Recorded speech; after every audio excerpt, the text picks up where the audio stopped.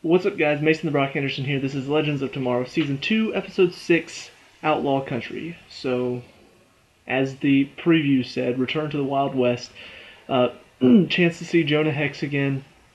Just all around an enjoyable episode. Nothing spectacular, a little bit more character development on a couple of them, but overall, pretty much what I expect from a run-of-the-mill Legends of Tomorrow episode. They go back to the Old West because there's a time aberration. Jonah Hex is about to be killed. They save him.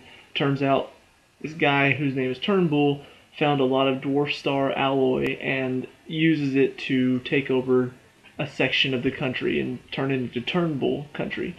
So, pretty interesting setup. I enjoy the fact that we're seeing, I guess, a bit more time travel stuff because, like I've said in the past couple episodes, we've seen them change history and not have anything happen because of it. There's nothing. They kill a shogun. I haven't seen any sort of, change in history yet.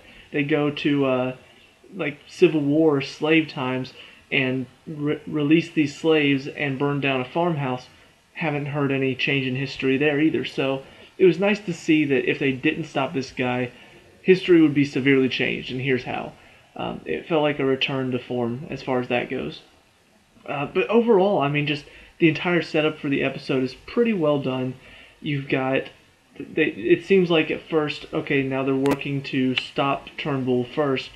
And of course, because they're still dealing with the issues of Rip Hunter isn't in charge, the first plan doesn't work out very well. Sarah sets this whole plan in motion, but Mick doesn't start a fight with Turnbull. Instead, he, which I thought was hysterical, he ends up buddying up with him. And so Jonah Hex, because he's impatient, runs in, starts a shootout, and ultimately it leads to Haywood getting shot with one of the Dwarf Star alloy bullets. So, all of that's going on. Before that shot happens, though, Haywood goes with Palmer and I think Jax to sort of snoop out their camp and find out about the Dwarf Star alloy. I mention this because it has one of my favorite scenes so far this season where they show up with these masks on, and one guy's like, "I don't recognize you." And so Haywood's just like, "What are you talking about? We just got some new bandanas. You don't like them?" And he's like, "Is there something wrong with this kid's mind?" And Palmer imitates Mick Rory. And it was brilliant. "I would say there's something wrong with the kid's head, but he doesn't have a brain for there to be anything wrong with." And the guy just starts laughing. I'm like, that's perfect. Having Ray Palmer decide in the moment, you know what, I'm going to pretend to be Mick for a second. I love it. They've set up this little partnership between Mick and Ray very well.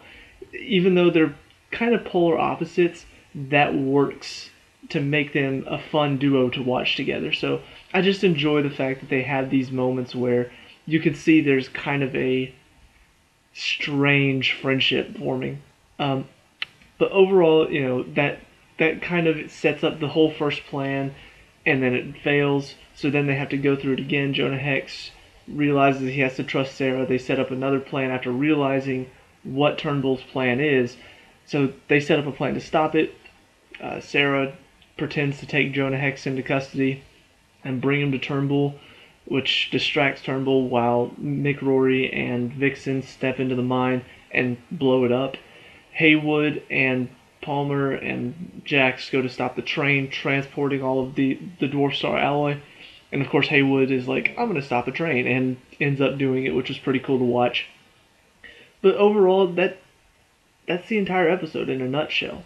The reason it works is, one, as always, the team works together really well. And two, we actually did get some good character development. Nothing that really made me go, holy crap, like, oh my gosh. But we got some good character development with Mick in this one, because Vixen is kind of, because none of the rest of the team really wants to mess with Mick, it's kind of like they're scared of him at times.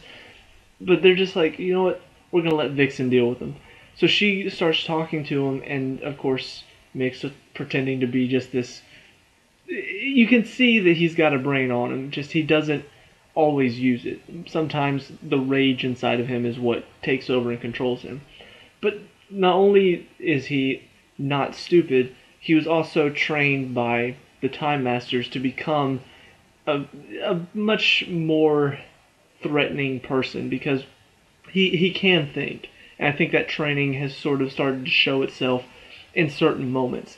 So we get to see Vixen sort of getting to him a little bit, and perfect person to have in charge of him because, like she says, she's used to controlling wild animals because that's her power. So it's nice to see their little team up. It's nice to see them sort of a little bit of back and forth there. But you can see that she truly does see past the outward Mick that he just sort of gives everybody, that he's just this rough, tough vigilante, or not vigilante, a thief who really doesn't play by the rules. There's something deeper inside of him, and she sees it. So I like how they did that. I like the I guess conversations they had about it. Also going on, you have Ray and Haywood sort of. They already started kind of a bromance early on in the season, but you see the friendship between them grow more in this one because you can see that they relate to each other pretty well. Just Nate trying to figure out his new powers while Ray is struggling to find his place in the team without a suit. So you can see both of them are in uncomfortable places that they haven't been for a long time.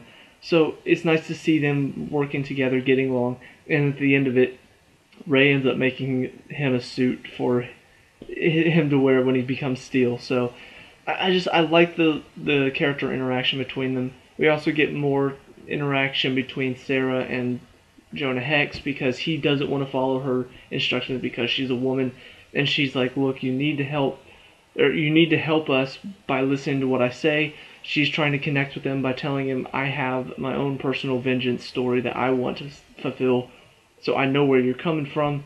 And ultimately, he ends up respecting her and calls her Captain Lance. So it was just a nice little storyline in there. Also, the final one I feel like is more of a. It was pushed off to the side in this episode solely because I think it's building up for what else is going on this season. We see Stein is having flashbacks. He's having these visions that he doesn't remember. And as soon as he started grabbing his head, I've seen this before on The Flash. This is how they show whenever somebody's memory is being messed with as far as time travel goes. So I kind of knew that's where they were going with this. It's kind of curious to see, is this a new woman in his life? Is he no longer married to Clarissa? Is he married to a new woman, and this is who he's seeing now, and this is him realizing the changes are happening? If so, how did this all happen? Was it the interaction with his younger self? Was it something that Eobard Thawne did with Damien Dark? Is Clarissa possibly dead now? Did they kill her at a certain time whenever he didn't go see her? I don't know. There's so many possibilities to be done with this. I like the fact that it's a little bit of mystery. We still don't completely know exactly what happened. We still don't know. I thought it was weird that Gideon didn't automatically say, you keep checking your mind, but what if it's a time temporal something? I don't know the technical terms. I'm not even going to try to say it, but I don't know. I feel like Gideon should be set up to where Gideon is watching their personal lives to see if any changes are happening. Because I think that would be the first thing that they'd want to check. So, I don't know. I feel like that should be something where Gideon should have caught this. That, no, it's nothing wrong with your physical health. It's the time stream. Something has changed. So the fact that Gideon didn't notice that is a little bit questionable. But I don't know. Maybe nothing overall has changed. It's just this one moment that he now has in his mind that he didn't have before. Who knows? We'll see what's going on. But right now, it's a good setup for the rest of the season. It looks like there's not going to be an episode next week because 2 weeks from now, of course, is the ultimate crossover event between the 4 shows. So I don't know if that means that none of the shows are on next week or if just Legends of Tomorrow and maybe Supergirl aren't on next week. And I don't know what they're going to do, but 2 weeks until the next Legends of Tomorrow episode, it's going to be the crossover event. I'm excited to see kind of them talking to Barry for the first time in a while, Stein and Jax, after what they heard, the message that they heard, whatever it said. Also, the possibility that Eobard Thawne may show up in this crossover event, and now Flash gets to tell them what happened.